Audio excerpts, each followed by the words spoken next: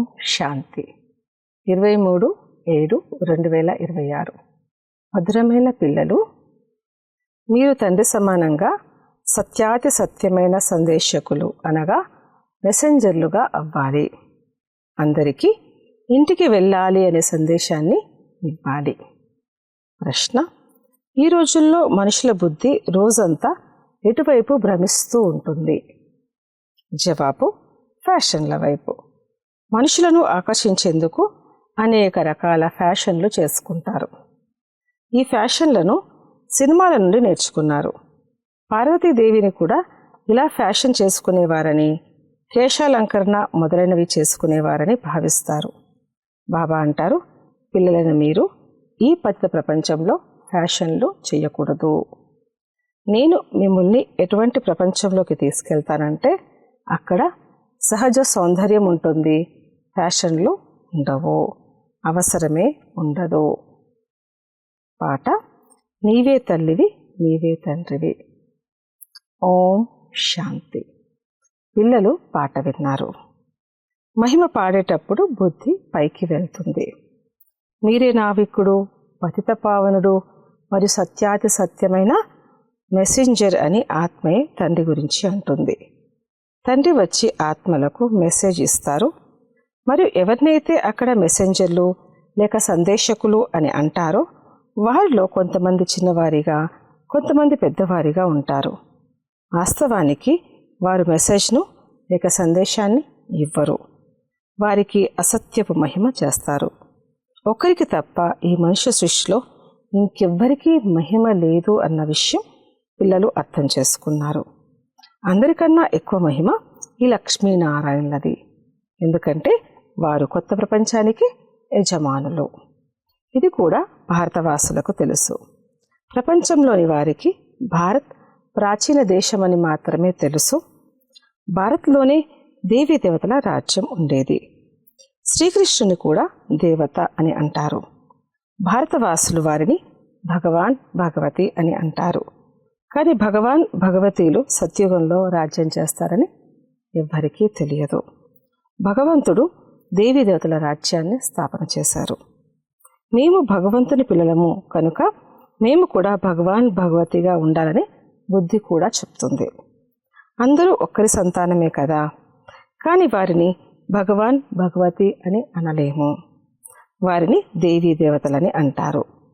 ఈ విషయాలన్నింటినీ తండ్రి కూర్చొని అర్థం చేయిస్తారు. భారతవాసులైన మేము ముందు కొత్త ప్రపంచంలో ఉండేవారము, భారతవాసులము అని అంటారు. కొత్త ప్రపంచం అయితే అందరూ కోరుకుంటారు. బాపూజీ కూడా కొత్త ప్రపంచాన్ని, కొత్త రామరాజ్యాన్ని కోరుకునేవారు. కానీ రామరాజ్యం అంటే అర్థం ఏమిటి, అది మాత్రం ఎవరికీ తెలియదు. ఈ రోజుల్లో మనుషులకు ఎంతో అహంకారం ఉంది. కలియుగంలో రాతి బుద్ధి కలవారు, సత్యుగంలో పారస బుద్ధి కలవారుగా ఉంటారు. కానీ ఈ జ్ఞానం ఎవ్వరికీ లేదు. భారతే సత్యుగంలో పారస్ బుద్ధిగా ఉండేది. ఇప్పుడు భారత్ కలియుగంలో రాతి బుద్ధిగా ఉంది. మనుషులైతే దీన్ని స్వర్గమని భావిస్తారు. స్వర్గంలో విమానాలు ఉండేవి, పెద్ద పెద్ద మెహళ్ళు ఉండేవి అని అంటారు. అవన్నీ ఇప్పుడు ఉన్నాయి. సైన్స్ ఎంత వృద్ధి చెందింది, ఎంత సుఖముంది, ఫ్యాషన్లు మొదలైనవన్నీ కూడా ఎన్ని ఉన్నాయి. బుద్ధి రోజంతా ఫ్యాషన్ల వెనుకే ఉంటుంది. కృత్రిమ సౌందర్యం కోసం కేశాలంకరణ మొదలైన అలంకారాలు ఎలా చేసుకుంటున్నారో చూడండి. ఎంత ఖర్చు చేస్తారు. ఈ ఫ్యాషన్లన్నీ కూడా సినిమాల నుండి వచ్చాయి. మేము పార్వతీదేవి వలె కేశాలంకరణ మొదలైనవి చేసుకుంటున్నామని భావిస్తారు. ఇవన్నీ ఆకర్షించేందుకే చేసుకుంటారు. ఇంతకుముందు పారసీ స్త్రీలు ఎవరు కూడా వారిని చూసి ఆకర్షితం అవ్వకూడదని ముఖంపై నల్లటి ముసుగు ధరించేవారు. దీనిని పతిత ప్రపంచమని అంటారు. నీవే తల్లివి, నీవే తండ్రివి అని పాడుతారు. కానీ ఇలా ఎవరిని పిలవాలి? తల్లి, తండ్రి ఎవరు? ఇది కూడా ఎవరికీ తెలియదు. తల్లి, తండ్రి తప్పకుండా వారసత్వాన్ని ఇచ్చి ఉంటారు. తండ్రి పిల్లలైన మీకు సుఖ వారసత్వాన్ని ఇచ్చారు. బాబా, మేమైతే మీ నుండి తప్ప ఇంకెవ్వరి నుండి వినమని అంటారు కూడా. మీ నుండి తప్ప ఇంకెవ్వరి నుండి వినమని అంటారు కూడా. శివబాబా మహిమ గాయనం చేయడం జరుగుతుంది. ఇప్పుడు మీకు తెలుసు, బ్రహ్మ ఆత్మ కూడా స్వయంగా అంటుంది, నేనే పావనంగా ఉండేవాడిని, ఇప్పుడు పతితంగా అయ్యాను. బ్రహ్మ పిల్లలు కూడా ఇలాగే అంటారు, బ్రహ్మ కుమార కుమారులైన మేమే దేవీ దేవతలుగా ఉండేవారము, తర్వాత 84 జన్మల అంతిమంలో పతితంగా అయిపోయాము. ఎవరైతే నెంబర్ 1గా పావనంగా ఉండేవారో వారే నెంబర్ 1 పతితంగా అయ్యారు. తండ్రి ఎలా ఉంటారో పిల్లలు కూడా అలాగే ఉంటారు. స్వయంగా వీరు కూడా అంటారు, శివబాబా కూడా అంటారు, నేను వీరి అనేక జన్మల అంతిమంలో వస్తాను. వీరు పూజ్యులుగా ఉన్న లక్ష్మీనారాయణల వంశంలో మొదటి నెంబర్గా ఉండేవారు. ఇప్పుడు ఇది సంగమము. మీరు కలియుగంలో ఉండేవారు, ఇప్పుడు సంగమయుగం వారిగా అయ్యారు. తండ్రి సంగమంలోనే వస్తారు. డ్రామానుసారంగా పిల్లల సంఖ్య కూడా వృద్ధి చెందుతూ ఉంది. ఇప్పుడు పిల్లలకు జ్ఞానమైతే లభించింది. మనమే దేవతలుగా ఉండేవారము, తర్వాత క్షత్రియులుగా, వైశ్యులుగా, శూద్రులుగా అయ్యాము. మొత్తం చక్రం గురించి మీకు మంచి రీతిలో తెలుసు. ఇది చాలా సహజం. మనమే 84 జన్మలు తీసుకున్నాం. కొద్దిమంది బుద్ధిలో ఈ విషయం కూడా కూర్చోదు. విద్యార్థుల్లో నెంబర్ వారుగా అయితే ఉంటారు. కుడి నుండి ప్రారంభిస్తారు, first class, second class, third class. కుమార్తెలు స్వయం కూడా అంటారు, మాది థర్డ్ క్లాస్ బుద్ధి, మేము ఎవరికీ అర్థం చేయించలేము. అర్థం చేయించాలని మనసులోనైతే చాలా అనిపిస్తూ ఉంటుంది, కానీ మాట్లాడలేము అంటారు. బాబా ఏం చేయగలరు? ఇది మీ కర్మల లెక్కాచారము. ఇప్పుడు తండ్రి అంటారు, నేను మీకు కర్మ, అకర్మ, వికర్మ అనే కర్మల గుహ్యగతిని తెలియచేస్తున్నాను. కర్మలు చెయ్యాలి, ఇదైతే పిల్లలైన మీకు తెలుసు. థర్డ్ క్లాస్ బుద్ధి కలవారు ఈ విషయాలను అర్థం చేసుకోలేరు. ఇది ఉన్నదే రావణ రాజ్యం, కానీ ఈ విషయం ఎవ్వరికీ తెలియదు. రావణ రాజ్యంలో మనుషులు వికర్మలే చేస్తారు కనుక కిందికి దిగజారిపోతూ ఉంటారు. దుఃఖ ప్రపంచంలోనే గురువులను ఆశ్రయించడం జరుగుతుంది. సద్గతి కోసమే గురువును ఆశ్రయిస్తారు. వారు ముక్తిలోకి తీసుకువెళ్తారని భావిస్తారు. అది నిర్వాణధామము, వాణి నుండి అతీతమైన స్థానం. మనుషులు స్వయాన్ని వానప్రస్థులమని చెప్పుకుంటారు. అలా పేరుకు మాత్రమే అంటారు. వానప్రస్థుల సభ కూడా ఉంటుంది. ఆస్తి మొదలైనవన్నీ పిల్లలకు ఇచ్చేసి గురువు వద్దకు వెళ్ళి కూర్చుంటారు. ఆహార పానీయాలు మొదలైనవైతే తప్పకుండా తమ పిల్లలే ఇస్తారు. కానీ వానప్రస్థం యొక్క అర్థం ఎవరికీ తెలియదు. మేమైతే నిర్మాణధామానికి వెళ్ళాలి, మా ఇంటికి వెళ్ళాలి అని ఎవరి బుద్ధిలోకి రాదు. దానిని ఇల్లు అని కూడా అర్థం చేసుకోరు. వారు ఏమని భావిస్తారంటే జ్యోతి జ్యోతిలో కలిసిపోతుంది అని. నిర్వాణధామం అయితే నివసించే స్థానము. పూర్వం 60 సంవత్సరాల తర్వాత వానప్రస్థం స్వీకరించేవారు. అది ఒక నియమం వలె ఉండేది. ఇప్పటికీ అలా చేస్తారు. వాణి నుండి అతీతంగానైతే ఎవ్వరూ వెళ్ళలేరు. ఇప్పుడు మీరు అర్థం చేయించగలరు. అందుకే ఓ పతిత పావన బాబా రండి, మమ్మల్ని పావనంగా తయారు చేసి ఇంటికి తీసుకువెళ్ళండి అని తండ్రిని పిలుస్తారు. ముక్తిధామము ఆత్మల ఇల్లు. పిల్లలైన మీకు సత్యుగంలో ఎవరుంటారు? అక్కడ వృద్ధి ఎలా జరుగుతుంది? సత్యుగం గురించి కూడా తండ్రి అర్థం చేయించారు.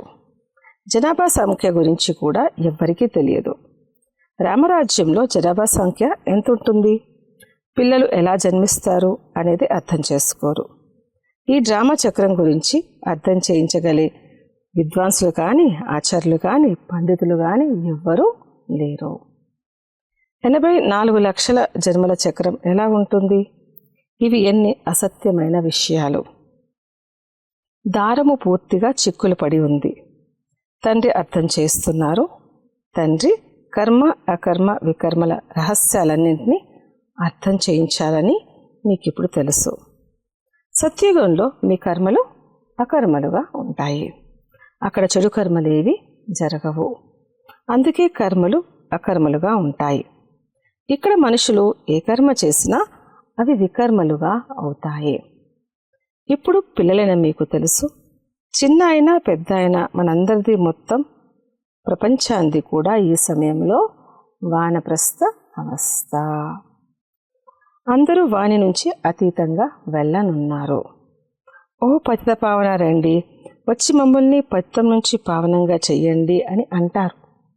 కానీ ఎప్పటి వరకైతే పావనమైన కొత్త ప్రపంచం ఉండదో అప్పటి వరకు ఇక్కడ పతిత ప్రపంచంలో పావనమైన వారు ఎవ్వరూ ఉండలేరు.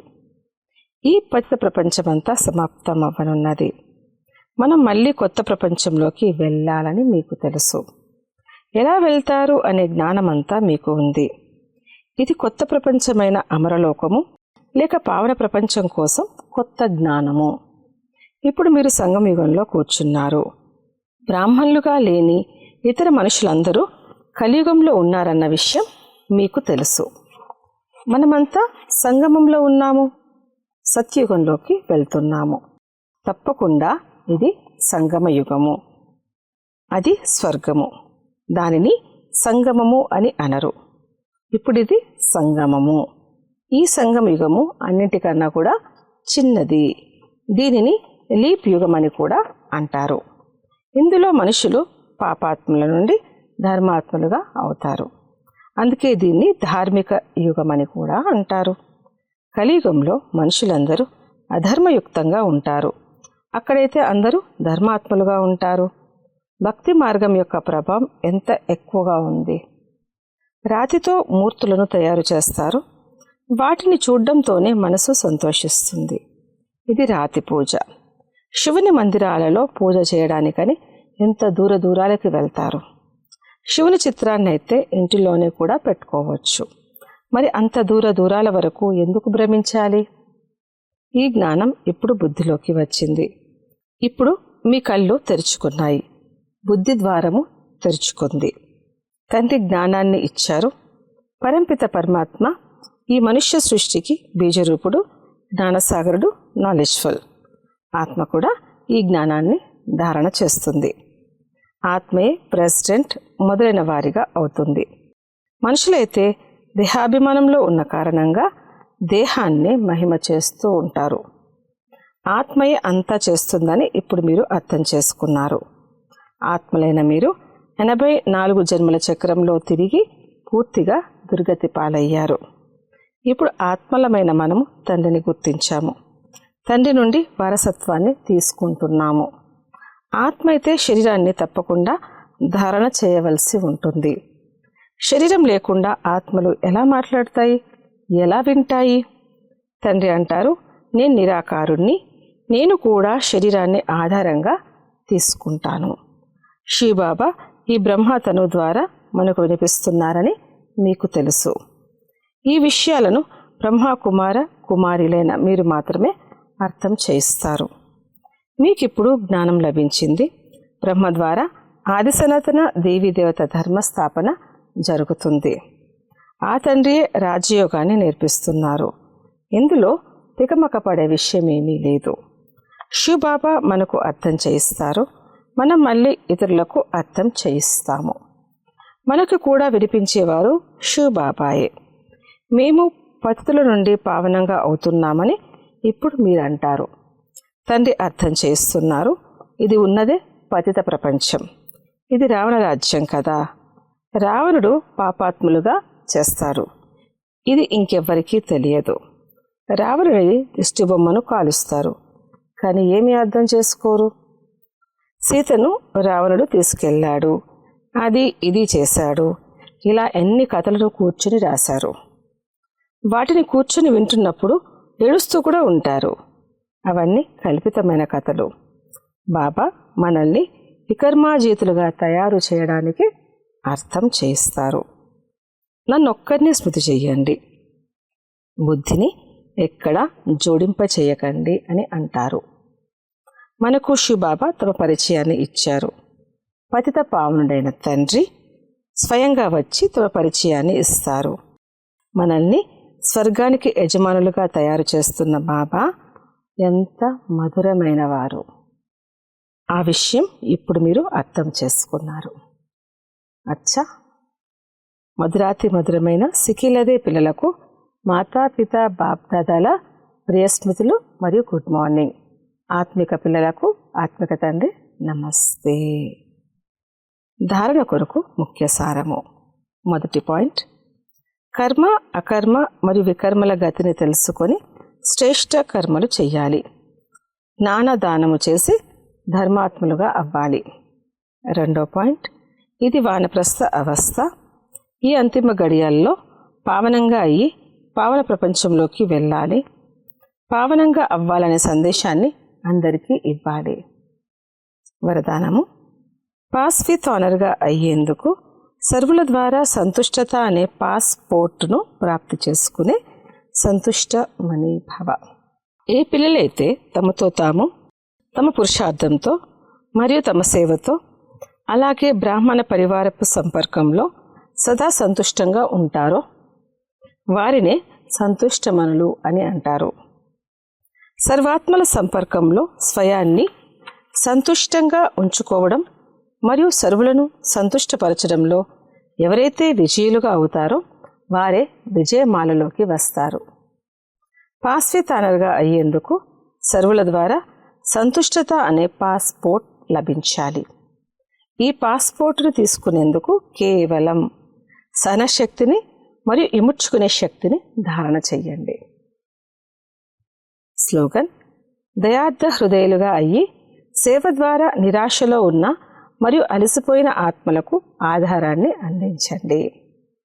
అవ్యక్త ప్రేరణలు, జ్వాలాస్వరూప స్థితిలో ఉంటూ శక్తిశాలి స్మృతిని అనుభవం చేయండి. శక్తిశాలి స్మృతి కొరకు సత్యమైన హృదయం యొక్క ప్రేమ కావాలి. సత్యమైన హృదయం యొక్క ప్రేమ కావాలి. సత్యమైన హృదయం కలవారు సెకండ్లో బిందువుగా అయ్యి బిందు స్వరూపుడైన తండ్రిని స్మృతి చేయగలరు. సత్యమైన హృదయం కలవారు సత్యమైన సాహెబ్ను సంతోషపరిచిన కారణంగా బాబా యొక్క విశేషమైన ఆశీర్వాదాలను ప్రాప్తి చేసుకుంటారు. తద్వారా సహజంగానే ఒకే సంకల్పంలో స్థితులై జ్వాల రూపపు స్మృతిని అనుభవం చేయగలరు. శక్తిశాలి వైబ్రేషన్స్ను వ్యాపింపచేయగలరు. సత్యతా శక్తి కారణంగా బుద్ధి కూడా సమయానికి యుక్తియుక్తంగా యథార్థ కార్యాన్ని చేయిస్తుంది. ఎటువంటి తప్పుడు కార్యము జరగదు. ఓం శాంతి.